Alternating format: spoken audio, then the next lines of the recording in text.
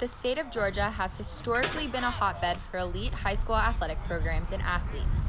A powerhouse collegiate program like the University of Georgia is largely responsible for keeping top recruits in the state. However, the fair pay to play law could pull those top recruits to other parts of the country. We got to start holding athletes accountable. I mean, from our standpoint, they get they get everything they want. I mean, I've seen it. I mean, they go to school, they get clothes, they get shoes. I don't get it. I don't get it. I think they're outsmarting themselves out west, and they don't know what they're getting into. I couldn't be farther against it.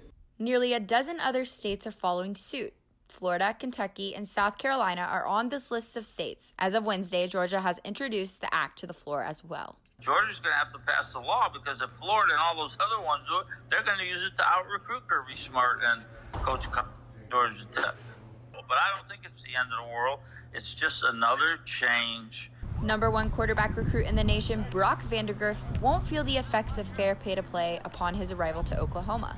But by 2023, his younger teammates could be dealing with the implementation of the law while in the thick of their recruiting process. There would definitely be some benefits to it, but in the end, I think it's probably like your duty to go do your time at their school because they're giving you a full ride scholarship, all the education, books, like food, everything like that. So I think it's kind of your duty to go play your heart out for 4 years and not really take any money from that standpoint. With fair pay to play, students will be permitted to promote companies and products and benefit financially from their participation in college sports. They will even be able to hire their own agents. The agents are going to have to care about the kids because it's not going to put the agent in a higher tax bracket for a while. And it's good for the kids to learn what the rules are in the Olympic sports and pro sports. It doesn't hurt it. I mean, agents aren't the enemy if the schools don't treat them as such.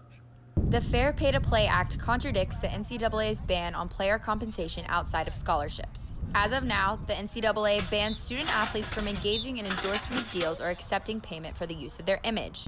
The California law, to go into effect in 2023, would bar the NCAA from retaliating against it. I can definitely see how that can affect some other people's recruiting because if they're trying to make money just to send back home, stuff like that. So I can definitely see both sides of it, but for me, I don't think it would affect me if they were able to pay us either. For example, players could negotiate with video games to create avatars of themselves to profit from. They could also engage in shoe deals, jersey sales, autographs, and more. Pitcher can give pitching lessons.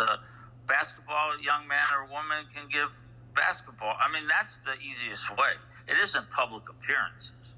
States who have a variation of this law may find themselves with a big edge when wooing players in high school recruiting.